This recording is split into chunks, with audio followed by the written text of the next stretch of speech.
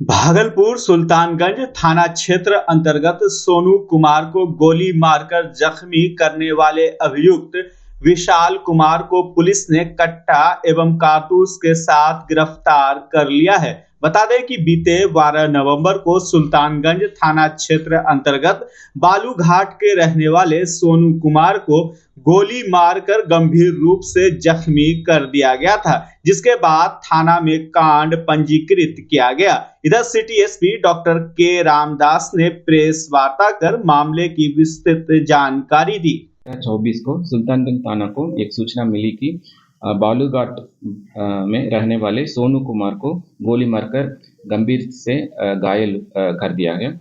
इस सूचना मिलने पर सुल्तानगंज थाने के द्वारा 541-24 केस दर्ज कर अनुसंधान प्रारंभ किया गया है। इसमें एक प्राथमिकी अभियुक्त है, उनका नाम विशाल कुमार, फिरार चल रहा था। इसमें कल दिनांक 27/11/24 को सुल्तानगंज थाना अंतर्गत विधिवत गिरफ्तार किया गया।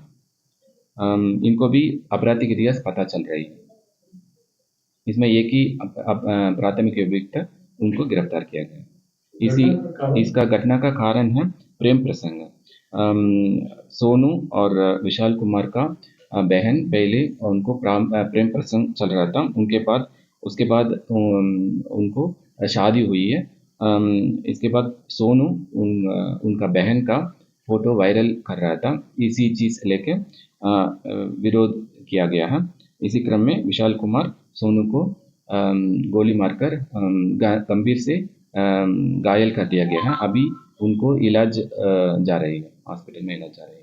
वरीय पुलिस अधीक्षक भागलपुर के निर्देशानुसार भागलपुर जिला में गंभीर केसेस में अपराध नियंत्रण हेतु लगातार छापेमारी जा रही है। इसी क्रम में 3/11/24 को सुल्तानगंज थाना को एक सूचना मिली कि सुल्तानगंज थाना में रहने वाले रमेश सिंह, उनको गोली मारकर हत्या कर दिया गया।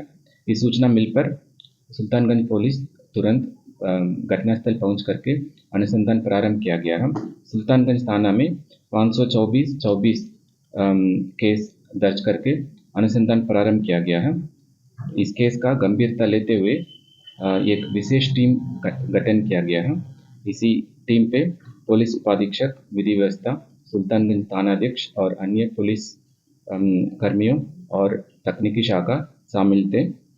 इसी टीम के द्वारा लगातार छापेमारी जा रही थी। इसी क्रम में कल दिनांक 27/11/24 को इसी घटना में शामिल मुख्य अभियुक्त कोटक यादव को गिरफ्तार किया गया है। इस केस में 6 अभियुक्त, प्राथमिक अभियुक्त में एक प्राथमिक अभियुक्त कोटक यादव गिरफ्तार किया गया है। एक अप्राथमिक अभियुक्त सोनू कुमार, उनको भी गिरफ्तार किया गया है। साथ ही देशी कट्टा और जिंदा कारतूस भी बरामद किया गया। हत्या का कारण क्या रहा सर? इसमें दियारा क्षेत्र में जमीन कब्जा करने के संबंध में हत्या हुई है। इसका कोई आपराधिक हिस्ट्री भी है पहले का? इनका फोटो कोटक यादव को सुल्तानगंज थाना में हत्या, रंगदारी और अपहरण का कुल 5 कांडों को आपराधिक इतिहास पता चला है। इसी केस में शेष बच्चों 5 अपराध कर्मियों को जल्दी से इसमें गिरफ्तार की जाएगी।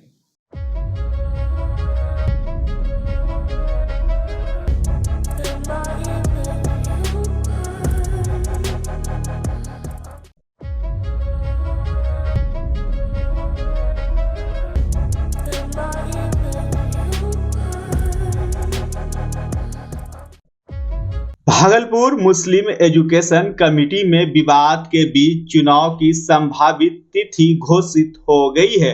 गुरुवार को एमएससी के इलेक्शन ऑफिस में आरओ रफीकुल हसन ने प्रेस कॉन्फ्रेंस कर विस्तृत जानकारी दी। उन्होंने बताया कि निष्पक्ष रूप से चुनाव कराया जाएगा और अगर कोई भी उन पर दबाव बनाएंगे तो वह आरओ के पद से इस्तीफा दे देंगे। वहीं प्रेस वार्ता के दौरान एआरओ नजमुल हकीम नईम ने जानकारी दी कि चुनाव की संभावित तिथि 8 एवं 15 दिसंबर रखी गई है, लेकिन इलेक्शन ऑफिस ने इस पर फाइनल मुहर नहीं लगाया है। एआरओ ने कहा कि मुस्लिम एजुकेशन कमेटी के चुनाव में करीब 44,000 वोटर 35 उम्मीदवार के भाग्य का फैसला करेंगे, जबकि गाजियाबाद के 3 प्रत्याशी निर्विरोध चुने जा सकते हैं।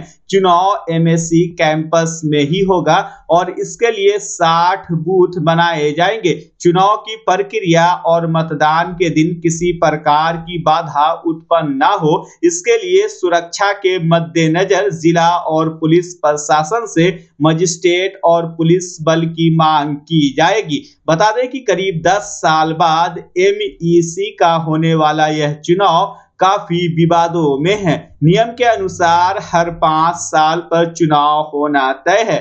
वर्ष 2014 में चुनाव होने के बाद साल 2023 में चुनाव की प्रक्रिया शुरू की गई, लेकिन इसी बीच मामला कोर्ट में चला गया और कोर्ट ने स्टेटस को लगा दिया, जिसके बाद चुनाव टल गया। वहीं कोर्ट का स्टेटस को हटने के बाद एक बार फिर चुनाव कराने की बात हो रही है, लेकिन इसके पूर्व एमएससी में घमासान जारी है। दोनों कमेटी की ओर से शब्दों का वान चल रहा है। शीत युद्ध जैसी स्थिति है। ऐसे में आज एमएससी का इलेक्शन ऑफिस खोलकर मतदान के बक्सों को देखा गया, चुनाव कराने की तैयारी की समीक्षा की गई, साथ ही प्रेस कॉन्फ्रेंस कर आधी अधूरी जानकारी भी दी गई। आरओ रफीकुल हसन पत्रकारों के सवाल पर सिर्फ एक ही जवाब दे रहे थे कि पूरे मामले पर लीगल एडवाइस लेने के बाद ही कुछ कहेंगे।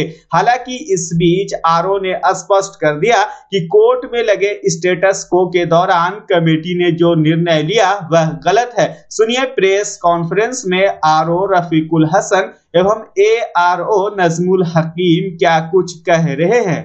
लेकिन अचानक केस हो गया, मामला पोस्टपोन हो गया, इसीलिए अब 6 महीना से 8-9 महीने के बाद हम लोग बैठे हैं, आज ऑफिस रिज्यूम किए हैं। हम लोग को 1-2 दिन टाइम दीजिए, उसके बाद फिर हम लोग किसी बुलाएंगे अगर ऐसा होगा। तो आज का उद्देश्य क्या था सर? आज के किसी हम लोग ऑफिस रिज्यूम किए हैं, इलेक्शन वोटिंग कराना चाहते हैं, वोटिंग कराना चाहते हैं, उसने रिज्यूम किए हैं, सब कुछ रेडी है। तो हो गया। हाँ, अब लीगल ओपिनियन ले लेंगे कि भाई किसी पुराने कमेटी के अंडर में इलेक्शन होगा या नई कमेटी फॉर्म हो उसके अंडर में इलेक्शन होना चाहिए। सर ऐसा एक सवाल हम कर सकते हैं आपसे, चूंकि आप होमवर्क नहीं किए, पब्लिक को लीगल ओपिनियन आपने नहीं लिया है, उसके बावजूद इस तरह का पीसी कर रहे हैं, तो कहीं ना कहीं एक पक्ष को कहीं कोई प्रभाव या फायदा पहुंचाने की कोशिश। ऐसा नहीं, ऐसा कुछ नहीं, ये सब लिया गया है, लीगल क्या है, सब कुछ क्लियर है, ठीक सब कुछ हो चुका है। अब उसको खाली रिवाइव कर देना है, फिर से उसको फ्रेश कर देना है, फिर से बुला। एक ही दिन में मतदान, एक दिन में होगा, 1 डे अफेयर, एक दिन 7 बजे से सुबह से लेके 7 बजे शाम तक। सुबह 7 से शाम 7 तक। काउंटिंग उसके 2 दिन के बाद काउंटिंग हो जाएगी। वोटिंग की मतदान दूसरे दिन, 2 दिन बाद। हाँ, दूसरे दिन या तीसरे दिन ऐसे। आसपास बताइए, दूसरे तीसरे दिन। आज वोट तीसरे दिन, आज होगा, कल होगा, दूसरा तीसरे दिन। मतदान के तीसरे दिन वोट की गिनती होगी, सुबह से शाम तक में वोट की गिनती हो जाएगी। इलेक्ट्रॉनिकली होगा, वो वोटिंग इलेक्ट्रॉनिकली डिस्प्ले बोर्ड लगा रहेगा। कितना सर वोटर बताए थे और कितना सीट बताए? 44,000 ऑन रिकॉर्ड है। अच्छा, और सीट पे कितने चुनाव होगा? सीट हो गए 38 यानी 35 पर चुनाव होगा। सुरक्षा के लिए पत्र लिखेगा जिला प्रशासन? पत्र माने कि हम जिला प्रशासन को अप्रोच करेंगे कि हमको सिक्योरिटी दे दीजिए, ताकि ये एक संस्था है, इसमें काफ़ी लंबा, लेकिन निःशुल्क। अब वो प्रावधान है, इसलिए आप कोशिश करेंगे कि वो हो जाए।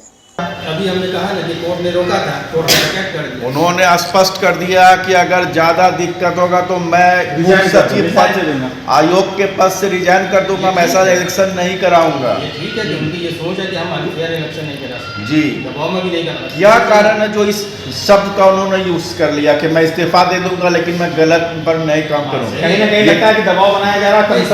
चूँकि ये कुछ प्रक्रियाएं इन लोगों ने पर्दे के पीछे किया, हमको नहीं मालूम है, कोर्ट को भी नहीं मालूम। कोर्ट ने रोका, कोर्ट को इन्फॉर्म नहीं, तो जब फिर सर आपने जिक्र भी नहीं किया।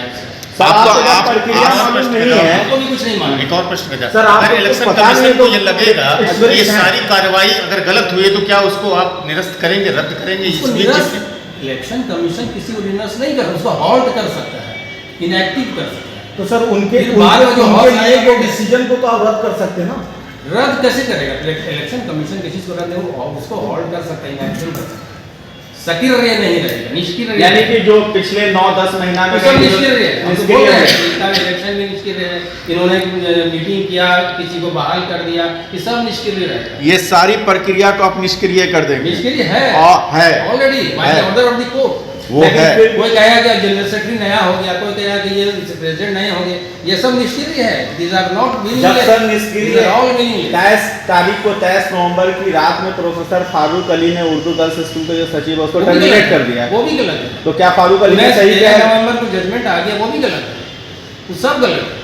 यानी आपके कहने का मतलब है स्टेटस क्वो के बीच में जितनी भी एक्टिविटी हुई सब निष्क्रिय रहेगा। ये कॉमन सेंस है।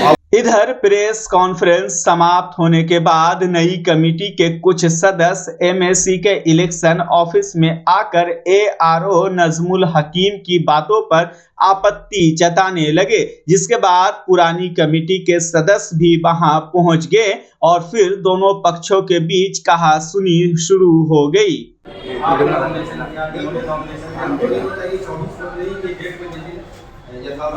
लोग सब कैंडिडेट थे। आप क्या कैंडिडेट पूरा हाउस कैंडिडेट? बिल्कुल। There is no house conclusion यही था। हम लिया इस बात यही होगा। इस 100% सही। जब बाहरी निकली थी दो संस्थाओं से तो आप कार्यकारी काम कर सकते हैं, लेकिन काम का डिफरेंस है। जब बाहरी कौन सा काम कर सकते हैं, कौन सा नहीं?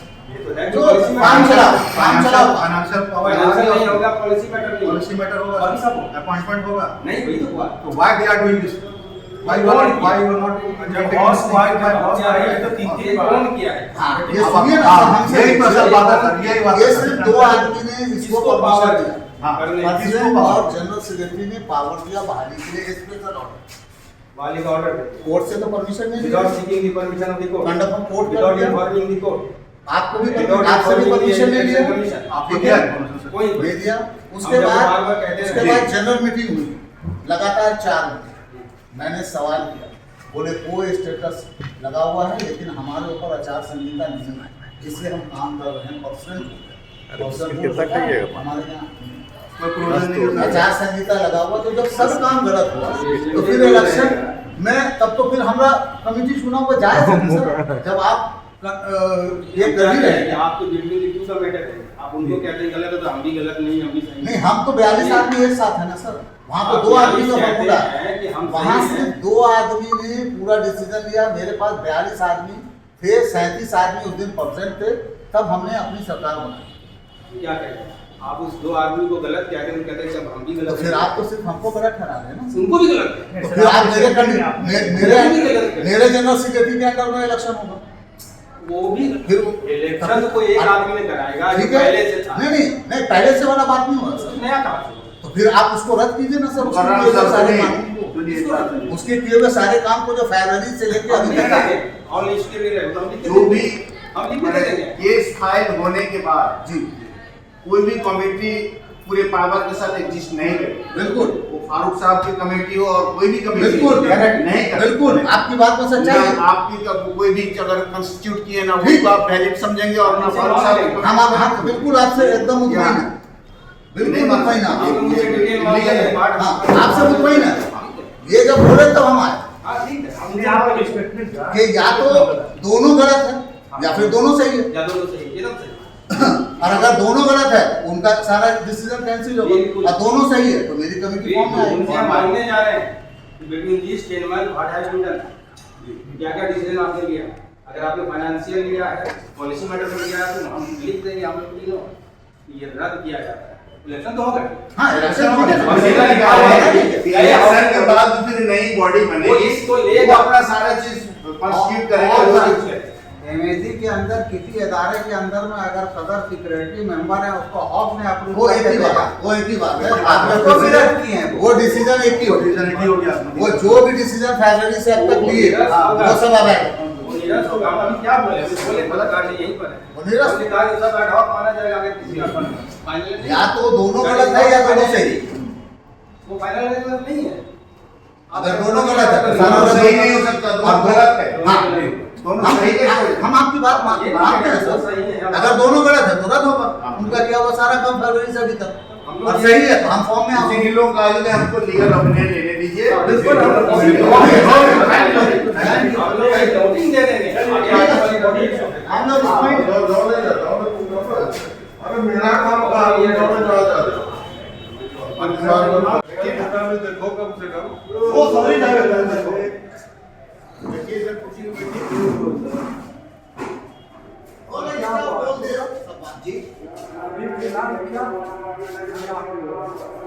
हम लोगों ने ये किया कि हम लोग लीगल ओपिनियन लेंगे। जो पहले की जो कमेटी है उन लोगों ने क्या किया, डिसीजन लिया है बीच में निरस्त करेंगे हम लोग, सब निरस्त किया जाता है। कोई डिसीजन नहीं हो सकता, ये कानूनी उल्लंघन है। अगर किसी चीज का कोर्ट हो जाए खंडन का कोर्ट तो होगा, जो भी चीज उन्होंने फैसला किया, मीटिंग बुलाया या बहाली किया, सब रद्द हो, सब रद्द हो। तो हम अभी पहले ही तो बोल ही रहे हैं प्रेस को भी। ये कानून का प्रतिक्रिया है। प्रेस को भी यही बोले हैं सर। आप कोर्ट का उल्लंघन किया, आपने कोर्ट से झरने में कोर्ट आपको ठीक है, पढ़ाई के लिए तकलीफ हो रही थी, आप कोर्ट में पिटीशन डालते और परमिशन देते। एडहॉक टीचर का अपॉइंट कर सकते हैं ना, यूनिवर्सिटी में 4 गेस्ट टीचर एडहॉक टीचर कर लीजिए, काम चलिए।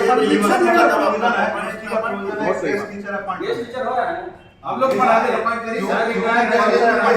आप लोग प्रॉब्लम हो रहा था 10 साल से। ये कुछ तरीके जब हर चीज एक इलेक्शन डिक्लेयर हमने होने आज को किया, कोई भी हमने 6 महीना कोई भी अगर आप ले रहे हैं, क्यों मीटिंग बुलाया, क्यों खर्चा हुआ, क्यों 3.5-4 लाख रुपया जीएसआर ने कर दिया, किस आधार पर कर दिया? क्या इलेक्शन कमिश्नर से उन्होंने परमिशन दिया? कुछ नहीं मिला।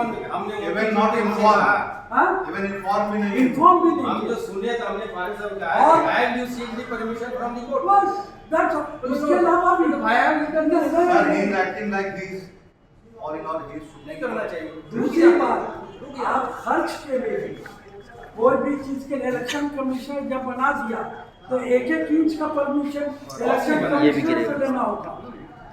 जब उनके पास पावर बना दिया वो थोड़े बनाए हैं, बॉस बनाई है, बॉस बनाई, हम लोग सुन के लाए, हम लोग बनाया। तो ये सब चीज है, इसको आप देखिए, लीगल एडवाइस कीजिए और उसके बाद इलेक्शन कराइए, आप बताइए। ये तो भैया खाली रद्द करावे के चक्कर में सारी चीज बोल रहे हैं। स्टेटमेंट दे रहे हैं सिर्फ मास्टर को रद्द करेगा, तो पूरा यूनिवर्सिटी हो जाएगा भैया। सिर्फ अपार्टमेंट रद्द नहीं होगा। आप कौन दुनिया में जी रहे भैया? हम बहुत दुनिया में जीते नहीं, आप गलत दुनिया में जी रहे भैया। मेरा इलेक्शन कमिश्नर से पूरा रुपया निकलेगा, पूरा खर्चा होगा और सिर्फ बहाली रद्द होगा। क्यों बहाली रद्द होगा? तो फिर कितना रुपया निकलेगा उसका भी हिसाब दो, कितना काम है उसका भी हिसाब दो। एक चीज का हम लोग किया कि जो खर्च हुआ है खाली बहाली थोड़ी रद्द होगा। खर्च हुआ है बहाली नहीं होगा। हमने अरे भैया मुझे बोल रहे हैं बहाली रद्द होगा। ठीक करके बोलिए भैया, सेंटेंस ठीक करके बोलिए। डायरेक्ट बोल रहे हैं बहाली, पूछ रहे हैं, अब तो सुन रहे हैं। 3 लाख भी बोल रहे हैं, कुछ नहीं बोल रहे हैं। हम 3 लाख भी बोले, हम बोले 3 लाख, सुनने में गलती हुई है। सेंटेंस ठीक करके बोलिए। खूब सेंटेंस ऐसी बोला। नहीं भैया, आप ठीक करके बोल रहे हैं। आप बोलिए, हमने क्या बोला? हम 3 लाख का बोला कि सेंटेंस ठीक करके बोलिए। वन साइडेड काम होगा भैया, बहुत गलत होगा। आप बोल रहे हैं वन साइडेड काम कोई नहीं करे, अच्छा नहीं होगा। कोई नहीं बता दिया। कोई झगड़ा एकदम अच्छा नहीं होगा, वन साइडेड काम होगा। सुनिए, बता दिया। यहाँ कोई वन साइडेड वही हो ही रहा, वही करने की कोशिश कर रहे हैं। एक चीज की वही करने की कोशिश कर रहे हैं हम लोग। आप बोलने की कोशिश कीजिए, हम लोग को भी बोलने दीजिए। आप बोल लिया ना, हमने क्या कहा इन लोग से पूछ लीजिए। ठीक है, बकिए हम लोग बकना नहीं है, बकने रहे हम यहाँ हर चीज का चलिए आपने जो समझा हुआ, दिया ना, सर को समझा आप बोल दिए। हर चीज का ये होना चाहिए। चलिए खर्च का विदाउट परमिशन खर्च रफीक साहब ये हैं, रफीक साहब चलिए आइए चलिए हो गया चुनाव आयोग को समझा दिया हो गया न्यायालय साहब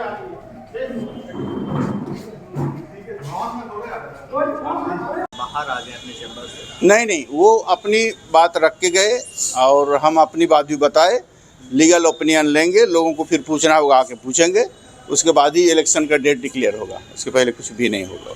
सर इस्तीफे की बात हो रही थी आपके ऊपर में, कहा जा रहा दबाव। नहीं, फिर देखिए, अगर हम लीगली और फेयर इलेक्शन नहीं करा सकेंगे, हम रिजाइन करेंगे। हम थोड़ा किसी के दबाव में और किसी के डरते हैं, हम ऊपर वाला अल्लाह से डरते हैं, बाकी किसी से हम डरते उठते नहीं है। और क्या किनारे हो जाएंगे। हाँ, क्या सर आज दोनों तरफ के लोग आ गए, दोनों कमेटी के लोग आ गए, हाँ, सामने में समक्ष में आ गए, हाँ, कहा सुनी सब अपनी अपनी बात बताया ना। अब हमको देखना है कि लीगली कौन राइट है कौन रॉन्ग है, उसी हिसाब से हम अपना डिसीजन लेंगे। अगर सारा चीज़ पहले के डिसीजन रिजेक्ट करना हो तो रिजेक्ट करेंगे। भागलपुर में मौसम का मिजाज बदला है। आज सुबह से ही चारों तरफ घना कोहरा छाया रहा, वहीं अचानक से ठंड बढ़ गई है, जिससे तापमान में गिरावट दर्ज की जा रही है। शहर में घने कोहरे के कारण वाहनों की रफ्तार पर सुबह करीब 9 बजे तक ब्रेक लगा रहा। वाहन चालक हेडलाइट जलाकर और सावधानी से सफर करते दिखे। इधर अचानक ठंड बढ़ने और घने कोहरे के कारण सड़कों पर सुबह शाम सन्नाटा छा रहा है।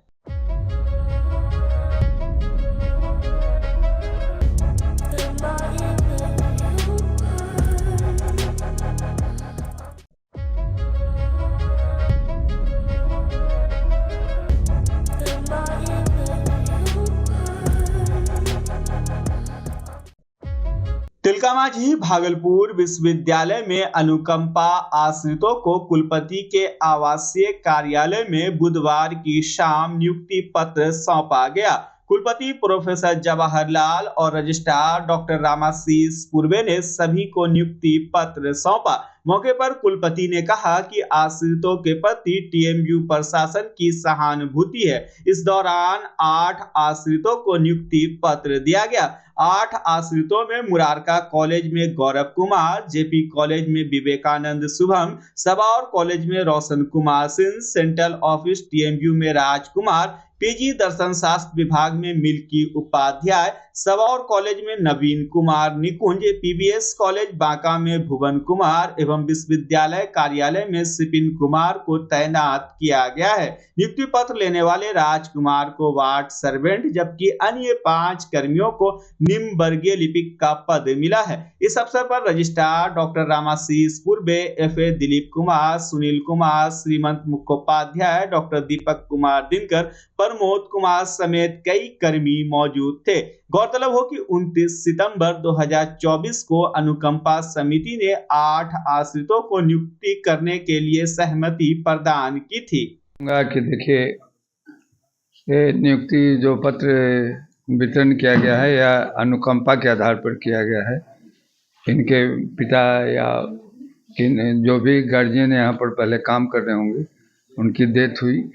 डेथ करने के बाद में इन लोगों का नियम है, बिल्कुल ही उन रेगुलेशन का पालन करते हुए, जो अनुकंपा का नियमावली है उसका अनुपालन करते हुए हम लोगों ने उसको जो यहाँ पर क्या बोलते हैं, एजुकेशन डिपार्टमेंट या एडीएम रैंक के जो ऑफिसर होते हैं वो आते हैं और उनके समक्ष जो कमेटी की मीटिंग थी उसमें जो है उसका सिलेक्शन किया गया। और सिलेक्शन में करीब 9 व्यक्तियों का था। एक जो उसमें कैंडिडेट है उसमें कुछ त्रुटि पाई गई है, तो उसको फिर से हम लोग अगले मीटिंग में उसको रिव्यू करेंगे। और तो 9 में से 8 को किया गया है। और जिन लोगों का नहीं हो पाया किसी कारण से, तो उसका पेपर में कुछ त्रुटि पाया गया है, जिसको नेक्स्ट जो अनुकंपा समिति की जो मीटिंग होगी उस मीटिंग में हम लोग रखेंगे। फिर अनुकंपा समिति उसको विचार करेगी। अगर जो कि पाएगी। चूँकि पेपर सर जो मांगा जाता है, बहुत सारा पेपर्स रहते हैं, कुछ लोग जमा करते हैं, कुछ लोग नहीं करते हैं, तो ये तो कंटिन्यूअस प्रोसेस है। फिर उसको भी जा रहा है उन लोगों को कि आपके पेपर में जांच किया गया, ये सारी त्रुटियां हैं, आप उसको जब जमा करेंगे तो फिर हम लोग बैठेंगे। तो निराश होने भी होने की निराश होने भी होने नहीं, निराश क्या है। अब एगो का तो सिलेक्शन हो करके फाइल जब चेक किया गया तो एक में गड़बड़ी थी थोड़ा सा, तो उसको हम लोग नेक्स्ट मीटिंग में रखेंगे। कमेटी ने करती है, थोड़ा ही कोई है। कितने लोगों को आज 8 व्यक्तियों को 9 लोग थे, तो अनुकंपा के आधार पर जो है 8 लोगों को नियुक्ति पत्र बांटे, माननीय कुलपति बांटे हैं। और ये विश्वविद्यालय के लिए एक तरह से माना जाए तो हम उपलब्धि मानेंगे, क्योंकि जो गुजर गए, दुनिया से चले गए, आज उनके परिवार के सदस्यों को जो है विश्वविद्यालय ने नौकरी दी, ये खुशी की बात है। और हम लोग इस परंपरा को लगातार जारी रखेंगे। मेरा नाम मिल्की उपाध्याय है और आज हमको अनुकंपा पे जॉब मिला है। ज्वाइनिंग लेटर मेरे हाथ में है और हमको बहुत ज़्यादा खुशी है। सेल्फ इंडिपेंडेंट और अपने फैमिली का टेक केयर करने की रिस्पॉन्सिबिलिटी दी गई है और हम ये जॉब बहुत अच्छे से करेंगे। और हमारे वीसी सर बहुत अच्छे हैं, जिन्होंने अपॉइंटमेंट दिया और इस लायक समझा। कहाँ पे पोस्टिंग?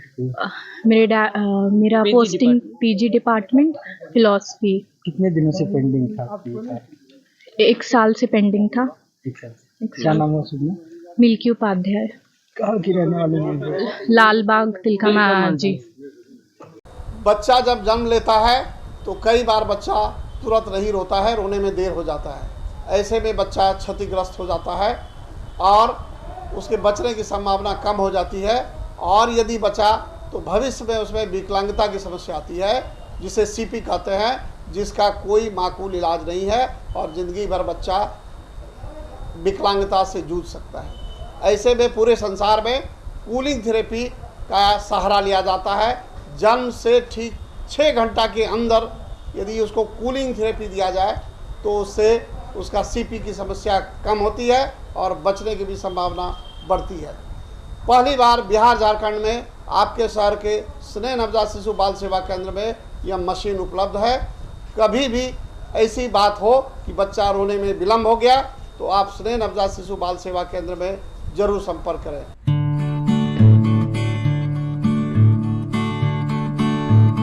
घर शिफ्ट करना हो या ऑफिस रीलोकेट करना हो, मेक माई शिफ्ट के साथ अपने सामान को सुरक्षित पहुंचाइए कहीं भी कभी भी। मेक माई शिफ्ट देते हैं residential and office relocation, long distance relocation, heavy machine shifting, packing and moving, international and intercity moving, car transportation जैसी ढेरों best services. Make my shift packers and movers. For bookings call 8298-181-018 या log on करें www.makemyshift.in। Rinku LED bulb, एक बार लाओ और चलाते ही जाओ। हमारे एलईडी बल्ब्स है क्वालिटी में नंबर 1 और एनर्जी एफिशिएंट, जो रखे एनवायरनमेंट और आपके बिजली के बिल दोनों का ख्याल। रिंकू एलईडी बल्ब के साथ एनर्जी बचाओ और बिल घटाओ। ये है पावर सेविंग लाइट जो चले लंबे समय तक और रखे आपके घर को रोशन। हमारे यहाँ एलईडी लाइट्स मिलते हैं एक व्यापक रेंज में, जो आपकी हर जरूरत को पूरा करेगी। लेकिन यही नहीं, हमारे एलईडी लाइट सिर्फ चमकदार नहीं बल्कि एनवायरनमेंट फ्रेंडली भी है। तो आज ही लाओ रिंकू एलईडी बल्ब और पाओ 1 साल की वारंटी का भरोसा। रिंकू एलईडी बल्ब्स, नई जनरेशन के स्मार्ट बल्ब्स। आज ही संपर्क करें 8651063786 या मेल करें rinkooledbulb@gmail.com। हमारा पता असाननपुर, भागलपुर, बिहार 812002।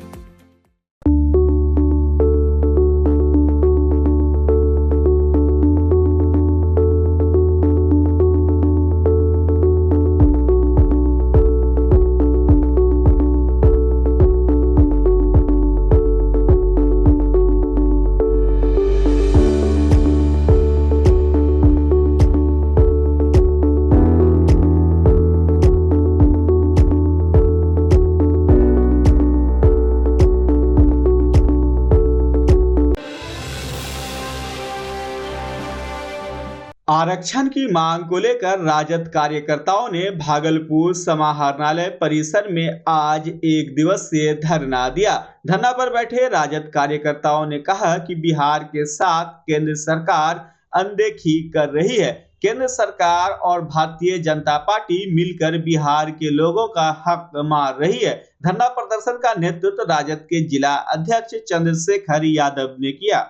सरकार जो 17 महीने तक थे, जिसमें हमारे पूर्व मुख्यमंत्री आदरणीय श्री तेजस्वी प्रसाद यादव जी थे, उनके नेतृत्व में बिहार में जाति जनगणना हुई और उसमें 500 करोड़ रुपये भी खर्च हुए।